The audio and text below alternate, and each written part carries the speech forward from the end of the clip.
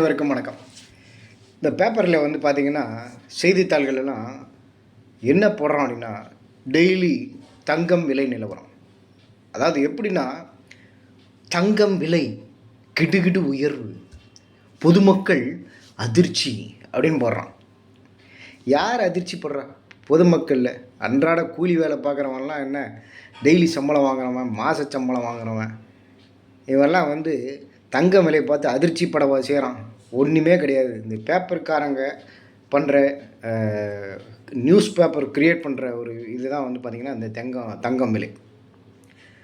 தங்க நகை கடையில் யார் கூட்டமாக போய் வாங்குகிறாங்க?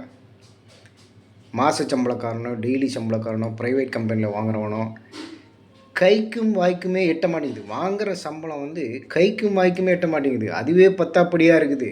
எங்கடா வந்து மாத கடைசியில் 20ஆம் தேதிக்கு அப்புறம் எவன்டா கடன் தருவான்னு சொல்லிட்டு நீங்கள் நிறைய பேர் அப்படி தான் வந்து ஓட்டிக்கிட்டு இருக்காங்க. எதையாவது ஒன்று முதல்லையே வாங்கிடுறாங்க. வண்டியோ இல்லை கடனுக்கு வீடோ இடமோ வாங்கிட்டு மாதம் இஎம்ஐ கட்டிக்கிட்டு கடைசியில் அந்த செலவை சமாளிக்கிறதுக்கு, வண்டி வாங்கினா வண்டிக்கு பெட்ரோல் போடுறதுக்கு, போயிட்டு வர்றதுக்கு, இதுக்கு செலவுகளுக்கு 20ஆம் தேதிக்கு அப்புறம் நிறைய பேர் வந்து கடன் வாங்கி தான் ஓட்டிக்கிட்டு இருக்கான். அப்போ அந்த வாங்கின கடனை பார்த்திங்கன்னா மாத தொடக்கத்தில் சம்பளம் வாங்கினோடனே திருப்பி கொடுக்கணும். கிரெடிட் கார்டை வேறு வச்சுக்கிறாங்க.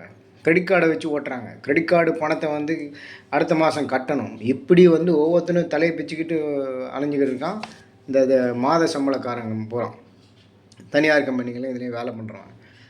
தங்க நகை கடையில் யார் வந்து போகிறாங்க நகை வாங்குகிறாங்க அப்படின்னா அனாமத்தாக வரும் பார்த்திங்களா பைசா, லஞ்ச பணம், கடமை செய்கிறதுக்கு அதிகப்படியாக லஞ்சமாக வாங்கின பணம், வேலை செய்கிறதுக்கே வந்து இன்னும் நிறைய தனியார் கம்பெனிகளில் கூட இருக்குது.